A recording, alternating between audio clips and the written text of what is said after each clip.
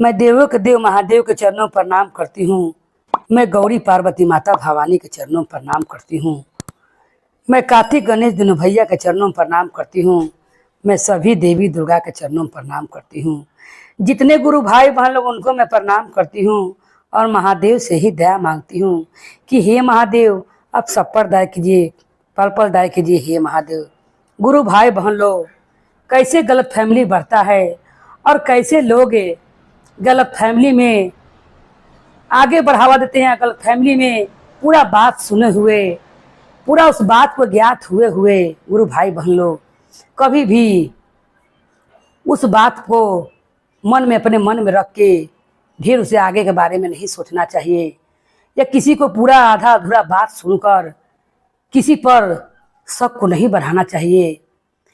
किसी को वार्तालाप करते हुए सुनकर ये नहीं सोचना चाहिए कि मेरे बारे में बात कर रहे हैं। ऐसे गलत फैमिली गुरु भाई बहन लोग बढ़ता है और ये गलत फैमिली बढ़ते बढ़ते इतना बढ़ जाता है कि एक दिन उसका परिणाम बहुत बुरा होता है। इसीलिए जब तक अपने कान से पूरा सच्चाई ना सुन ले, पूरा बात को ना समझ लें, उसका जड़ तक पूरा ना पहुंच जाए, तब तक अपने मन में कोई गलत बात ना बनाएं और किसी फैसले पर ना पहुँचे। ये कथा इसी के बारे में है गुरु भाई बहन लोग। सरस्वती और उसका ससुर कई शिव चर्चा कथा है। एक गांव में सरस्वती अपने माता पिता के साथ रहती थी। सरस्वती बच्चे से ही पूजा पाठ करती थी और उसे पूजा पाठ में बहुत ही ध्यान था, क्योंकि उसका मन पूजे पाठ में ही रहता था। सरस्वती का विवाह हो जाता है और वो अपने घर को चली जाती है। जब घर के जाती है, उसका ससुर सेठ रहता है। सेठ बहुत ही कंजूस रहता है। सरस्वती का वो एक भी पैसा किसी को दान पुण्य नहीं करता था। सरस्वती रोज आंगन घर बहारती, गोबर से अपन आंगन को लिपती और लिपकर मन ही मन भगवान का भजन का सुमन करते रहती। ये सेठ, उसका ससुर, बहू को गुनगुनाते देखता तो सोचता कि मेरी बहू का मन काम धाम में नहीं लगता है। ये तो फिल्मी गाना गाते रहती है और ये आंगन घर बहारते रहती है। इसका मन तो गाना में रहता है, इसीलिए काम बहुत धीरे धीरे करती है। अपना मन में वो गलत फैमिली पालते रहता है। एक दिन उसके दरवाजे पर एक भिक्षा मांगने वाला, ढेर नहीं, एक जवान व्यक्ति आता है जो गेरुआ धारण वस्त्र धारण कैले रहता है। उतने में सरस्वती आंगन बढ़ते रहती है। जब वो द्वारी पर से आवाज लगाता है, कोई भिक्षा दे दो, कोई भिक्षा दे दो, सरस्वती आंगन बहारल छोड़ कर जाती है और उसे जवान व्यक्ति को देख कर कहती है, इतना भी जल्दी क्या था? सरस्वती कहती है, उसे देखकर, उस जोगी को, उसका उम्र को देख कर कहती है, कितना भी तुम्हें जल्दी क्या था? तब वो सन्यासी क्या उसे जवाब देता है कि मुझे डर लग रहा था। ये बात सुनकर ससुर सोचता है कि मेरी बहू क्यों सन्यासी से कह रही है कि तुम्हें इतना जल्दी क्या था, और इस सन्यासी क्यों कह रहा है कि मुझे डर लग रहा था। अब ये सोचकर बरंडे में किनारे खड़ा हो जाता है और सोचता है कि मेरी बहू का क्रिया चरित्र लगता है खराब है। ये जोगी से क्या क्या बतिया रही है, मैं जरा इसको बात को सुनूं और तब अपने बेटे से इसके बारे में मैं शिकायत करूं। ये सोचकर सेठ दरवाजे पर बरन्ना में खड़ा होकर लुक कर सुनने लगता है। तब वो जवान साधु कहता है कि ये बताओ कि तुम्हारी उम्र कितनी होगी? तब वो कहती है, हमारी उम्र तो अभी 9 साल की है। तब ससुर सोचता है, कितनी मेरी बहू तिलिया चलित्र है, अपना उम्र को छुपा रही है। इस साधु से कह रही है कि मेरा उम्र तो 9 ही बरस है। तब वो साधु कहता है कि तुम्हारी सास की उम्र कितनी है, ये तो मुझे बता दो। तब वो क्या कहती है, सरस्वती, कि मेरे सास की उम्र तो अभी 7.5 बरस है। तब वो कहते हैं सन्यासी कि तुम्हारा ससुर का उम्र कितना है, ये बता दो। तो क्या कहती है कि हमारा ससुर को तभी ले जन्म ही नहीं हुआ है। ये बातें सुनकर ससुर सोचता है कि क्यों सबके उम्र को छुपा रही है। ये बहू तो लगता है इसका दिमाग ठनक गया है। अयो हमको दिया बोल रही है कि मेरा ससुर का जन्म ही नहीं हुआ है। मेरी बहू का तिलिया तिलतर खराब हो गया है, अपना उम्र कम बता रही है। उस सन्यासी के संगे प्रेम रचना रच के और अपनी सास की उम्र 7.5 बरस बता रही है। ये बताइए कि ये कैसा अन्याय कर रही है। फिर पूछता है सन्यासी कि तुम्हारा पति की उम्र कितना है। तब वो कहती है कि मेरा पति की उम्र अभी 5.5 साल का है। ये सुनकर कहता है इनका ससुर कि क्या क्या बात कर रही है। उस सन्यासी के संगे प्रेम में पड़ गई है और उसके संगे ये बर्तालाप कर रही है, क्योंकि उसके संगे ये भागना चाहती है। तब सबको उम्र इतना कम कम बता रही है। मुझको तो लगता है कि सन्यासी को मालूम है कि इस गांव में मैं बहुत बड़ा सेठ हूँ, इसलिए वो डरे पूछ रहा है मेरे बारे में। तो इसने साफा कह दिया कि मेरा ससुर को तो जन्म ही नहीं हुआ है। ये सोचकर वो रात भर नहीं सोता है। इधर सरस्वती क्या करती है कि जब सब बातचीत हो जाता है उस साधु से, तभी सरस्वती इतना अनाज निकाल कर ले जाती है, उसके झोले में डाल देती है। वहाँ से वो चला जाता है और सरस्वती आंगन घर बाहर कर भोजन बनाती है। ससुर को जब भोजन देने जाती है, ससुर कहता है मैं तुम्हारे हाथ से भोजन नहीं करूँगा और तुम्हें कल सब बात का जवाब देना पड़ेगा। बहू कहती है पिताजी मैंने ऐसा क्या कर दिया है कि आप मुझसे जवाब मांगते हैं, पहले बताइए तब। तब ससुर कहता है मुझे कहते हुए भी लज्जा आती है, मैं तुम्हें कुछ नहीं बता सकता हूँ। कल मैं इसी अंगना में पंचायत करूँगा और तुम्हें सारा सभा के सामने बताना पड़ेगा कि तुमने ऐसा क्यों बोला। तब सरस्वती कहती है कि मैंने ऐसा क्या कह दिया है, आप मुझे बताइए। तब ससुर कहता है सेठ कि अभी नहीं, कल 5 गो पंच आएगा, उसके सामने मैं पूछूंगा और तुम बताना और पंच भी तुमसे पूछेगा। उसके बाद मैं तुम्हें 1 मिनट भी अपने बेटे के संग नहीं रहना दूंगा और मैं बेटे से तुम्हारा सारा शिकायत करूंगा। बहू कहती है ठीक है पिताजी, आप कल पंच को बुला कर ले आइए। सेठ गांव में जाता है और मुखिया को बुला कर ले आता है, 5 गो पंच भाई को बुला कर लाता है, अल्लाह कर अपना आंगन में बैठा देता है। सब मुखिया कहते हैं कि क्या बात है सेठ जी, आपको किस पर पंचायत करना है। आपका बेटा तो बहुत बढ़िया है, आपको दुख नहीं देता है, जितना बाहर कमाता है आपके पास पैसा कौड़ी भेजता है, आपको भी अन्न धन से कमी नहीं है, फिर किस बात का पंचायत आपको करना है, हम लोग के बताइए। तब कहता है सेठ कि मुझसे नहीं, इस तिलिया चलितर बहू से पूछिए कि कल इसने सन्यासी से हंस हंस कर क्या बात कर रही थी और क्यों इसने अपना उम्र उस सन्यासी को 9 साल बताया है और क्यों इसने अपना कही है कितना जल्दी क्या था और सन्यासी क्यों कहा है कि मुझे डर लग रहा है। इसका मतलब है कि सन्यासी को इसने कभी रात को बुलाया है, बुलाना चाहती थी, इसीलिए सन्यासी कह रहा था कि मुझे डर लगता है।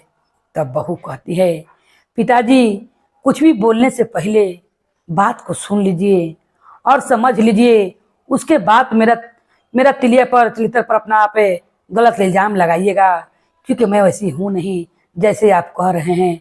आप बिना पूरा बात जानते हुए मुझ पर अछड़ंक नहीं लगा सकते हैं। ससुर कहता है बहुत सही सवित्री बने वाली आई हो, अब तुम्हें मैं 1 मिनट घर में रहने नहीं दूंगा।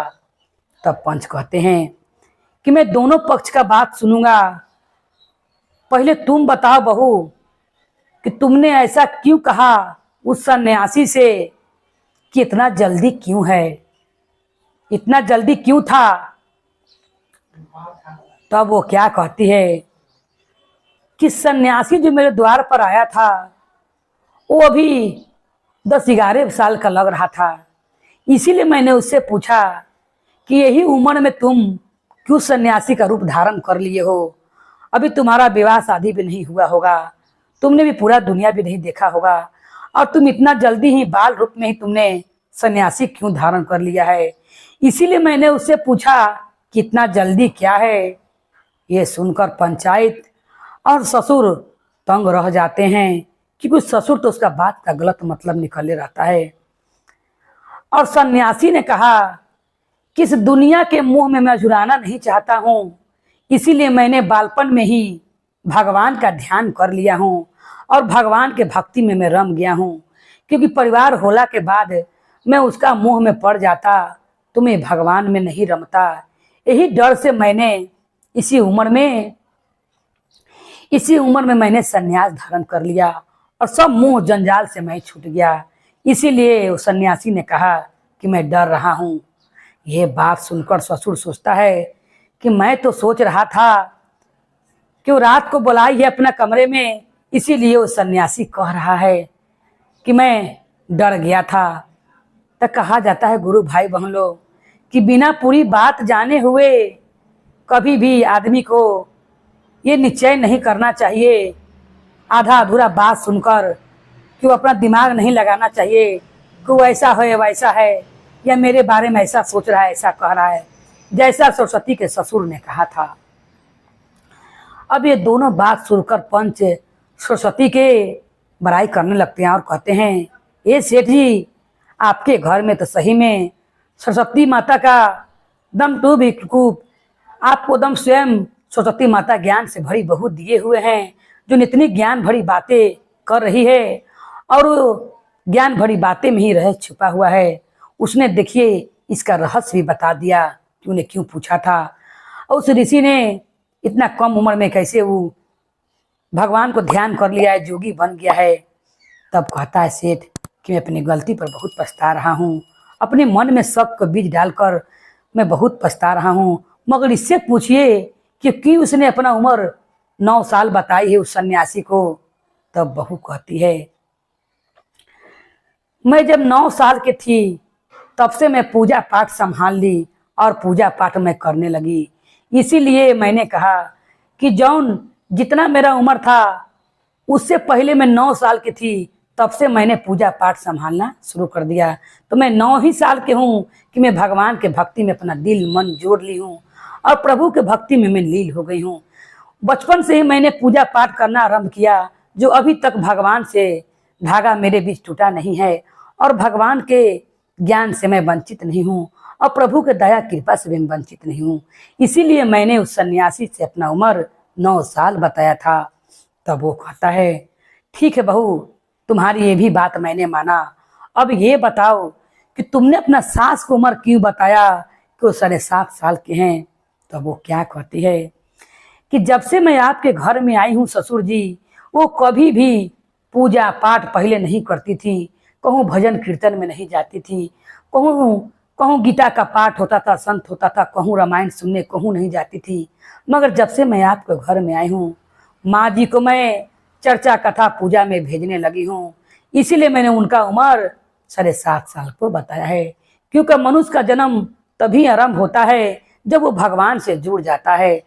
वो कितना उम्र का हो जाए उसका जीवन व्यर्थ ही है, क्योंकि उसका भगवान में तनिक भी मन नहीं है और भगवान में उसका तनिक भी ध्यान नहीं है। उस जीवन किस काम के है पिताजी, जिसका भगवान से तन को प्रेम नहीं है और भगवान से तन को लगाव नहीं है। तब माँ जी का मन मेरा इला के बाद ही जुड़ा है प्रभु में, इसीलिए मैंने उनका उम्र 7.5 बरस बताया है। ये सुनकर ससुर अचंभो रह जाता है और मुखिया जी तरम सोचते हैं कि सेठ जी के घर में तो स्वयं सरस्वती माता विराजमान है, जितनी ज्ञान भरी बातें वो बता रही है। फिर ससुर कहता है, तुमने अपना पति को बताया है 5.5 साल, ये बताओ कि तुम्हारा पति तुम लोग से कैसे छोटा हो गया है, और तुमने मेरे बारे में तो कह दिया कि मेरा जन्म ही नहीं हुआ है, तुमने ऐसा वचन क्यों कहा। तब वो क्या कहती है सरस्वती कि जब कभी तबीयत खराब हो जाता है माँ जी को और वो मंदिर ना जा सकती हैं, तो मेरा पति ही हाथ धर कर ले जाते हैं, तभी उनका जन्म ही हुआ है कि वो अब लाइन धर लिए हैं भक्ति का। क्योंकि इतना दिन से वो जन्म लेकर का किए, कभी भगवान के दरवाजे पर नहीं गए, कभी पूजा पाठ नहीं किया अब माता जी के द्वारा धीरे धीरे उन्हीं के बहाने वो भगवान के दरबार में तो जा रहे हैं, इसीलिए मैंने उनका कहा वो 5.5 वर्ष के ही हैं। तब ससुर कहता है अब मेरी बारी, मेरे बारे में बताओ, तुमने ऐसा क्यों कहा कि मेरा जन्म ही नहीं हुआ है। तब वो कहती है पिताजी आपका भी जन्म हुआ कहाँ है। इंसान का जन्म तभी सफल होता है जब वो भगवान का भक्ति में लगता है और अच्छे कर्म करता है, दान पुण्य करता है, मीठी बातें बोलता है। और आपका मन तो अभी तक पापी में है कि आप बिना कुछ सोचे समझे मुझ पर इतना बड़ा एक लांछन लगा दिए और घर में बिना सोचे समझे आपने मुखिया को 5 आदमी कर भी बुला लिया और कभी आपने दान पुण्य नहीं किया, कभी आप तीर्थ धाम नहीं गए। गांव में इतने इतने बड़े जग कथा पूजा होते हैं, कभी आपने 10 रुपये उसमें लगाया नहीं। तो आपका जन्म अभी होबे कहाँ किया है, ये जन्म तो आपका व्यर्थ है। जैया से आप भगवान में जुड़ जाइएगा, जब से आप दान पुण्य करने लगेगा तब से आपका जन्म आरंभ हो जाएगा और आपका जन्म का महत्व भी हो जाएगा। ये जन्म ऐसा जन्म कोई काम का नहीं है कि जो कोई भगवान के काम ना सके और मीठे कोई से 2 बोल ना बोल सकें, ये हाथ दान पुण्य के लिए ना उठे। इसीलिए मैंने उस सन्यासी से कहा कि आपका अभी तक जन्म हुआ ही नहीं है। ससुर कहता है बहू तुम्हारी बातें सुनकर मुझे ज्ञान हो गई है। मैं दिन भर व्यापार के काम से इधर उधर जाते रहता हूँ और मैं कुछ नहीं कर पाता हूँ, मगर अब मैं क्या कहूँ। कल से मैं जितना अनाज रखा हुआ है सब मैं दान पुण्य कर दूंगा और तुम्हारे कहे मार्ग पर चलूंगा। सारा मुखिया जी और 5 बजे पंच आते हैं, बहू को आशीर्वाद देकर जाते हैं और कहते हैं सेठ जी से कि सेठ जी आपने उस जन्म में बहुत अच्छे कर्म किए थे कि आपके घर स्वयं सरस्वती माता ने पधारा है बहू के रूप में, जो इतनी ज्ञान भरी बातें कह रही हैं और इतनी ज्ञान भरी बातें बता रही हैं। आपने जिस बात को गलत प्रयोग किया था उसका सही सही उत्तर देके उसे इतना सादगी से समझाकर हम लोग को भी ज्ञान दे दी और वो चले जाते हैं। अब इस ससुर क्या करता है कि जितने सारे अनाज रखा रहते हैं उनका गोदाम में अपने मुनि से कहता है कि सारा सरल अनाज निकाल के ले आओ, मैं सारा लोकर दान करूंगा और लाकर द्वार पर रख देता है मुनि। जब सरस्वती अपना आंगन घर बहारते रहती है तो बोरा का बोरा अनाज देखती है तो सोचती है कि पिताजी आप इतने बोरे के छल्ली द्वारी पर क्यों लगाए हुए हैं। तब ससुर कहता है सरस्वती बहू तुम्ही ने तो कहा था कि मेरा जन्म अभी तक नहीं हुआ है, मैंने दान पुण्य नहीं किया है और मैंने किसी को अपना हाथ से कोई तीर्थ धाम में कोई पैसा नहीं लगाया हूँ। गांव में इतने मंदिर हुए, पूजा पाठ हुए, मैंने अपना हाथ से कभी भी उसमें 10 रुपया नहीं लगाया हूँ। आज मैं सारा 100 बोरा अनाज बांट ही दूंगा। बहू सोचती है कि एक बैग इतना दयालु कैसे हो गए हैं। वो क्या करती है, द्वार पर जो गेहूं रखा रहता है वो बोरा को खोलती है, खोद कितना आटा उनसे अनाज निकालती है। गेहूं जब निकालती है तो काला काला गेहूं रहता है, सब गेहूं एकदम खराब हो गया रहता है। वो सोचती है कि ऐसा अनाज खाकर तो गांव के लोग बीमार पड़ जाएंगे, ये दान भी देना चाहें तो इतना घटिया अनाज जो लोग खा नहीं सके ये सब तो फेंकने के लिए है। मगर मेरा ससुर सुधर तो रहे हैं मगर पूरी अच्छी तरीका से नहीं, इनको मार्ग पर लाना पड़ेगा, इनको नया जन्म करवाना पड़ेगा। बहू क्या करती है, सरस्वती उसी गेहूं में से निकालती है गुरु भाई बहन लोग और निकाल कर उसे उखली में कूट काट कर आटा बनाती है, उजात में पीस कर फटक चुनकर और उसी का भोजन बनाती है और बनाकर अपने ससुर को बड़ी प्रेम से परोसती है। जब ससुर खाता है तो कहता है कि बहू किस गेहूं का आटा बनाई हो, दम तितो रहा है, इसको खाकर तो मैं बीमार पड़ जाऊंगा। बहू कहती है पिताजी आपने जो अनाज लाकर द्वार पर रखा था मैंने उसी अनाज को रोटी बनाया है।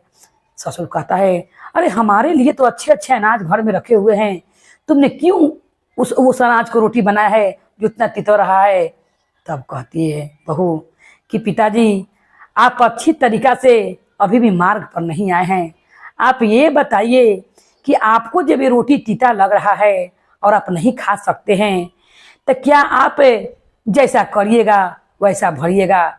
इसीलिए मैं रोटी पहले आपको ही खाने का प्रयास करा रही हूँ कि जैसा आप दान कीजिएगा वैसा ही भगवान ही आपको मिलेगा। तो कहे काहे नहीं आप पहले से ही हैबिट बना लीजिए कि जितना गेहूं आप दान करिएगा गांव में सब लोग रोटी खाएंगे। मजबूरी में जो भूखे हैं गरीब हैं वो तो ले ही जाएंगे बाबूजी, और ले जाकर पीस कर खैबे करेंगे, क्योंकि गरीब लोग के लिए तो यही बहुत है। मगर आप जो दान कर रहे हैं खराब गेहूं, आपको यही भगवान ही मिलेगा। जैसा करिए वैसा भरे पड़ता है, जैसा फसल रोपिए वैसा गुरु भाई बहन काटने पड़ता है, बहू कहती है।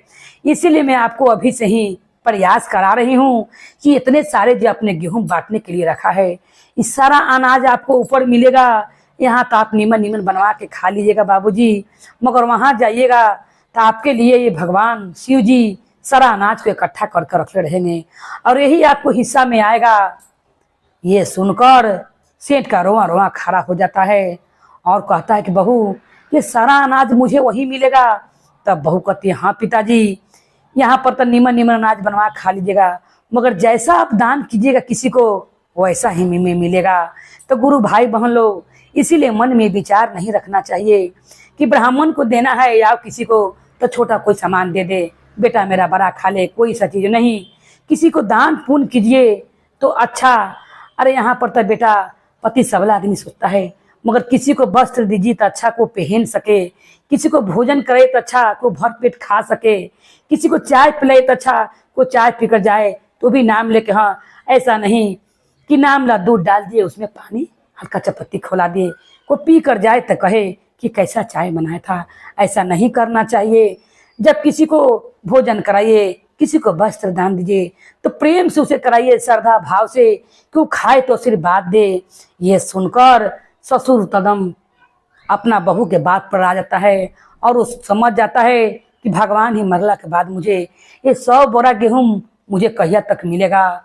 बहू कहती है पिताजी आपको संग संग हम लोग को भी खाना पड़ेगा, क्योंकि मैं भी पका कर दे रही हूँ, आपका पाप के भागी मैं भी बनूंगी, क्योंकि मैं भी तो आपके संगे संगे पाप के भागी बनूंगी, क्योंकि आपका मैं परिवार लगती हूँ।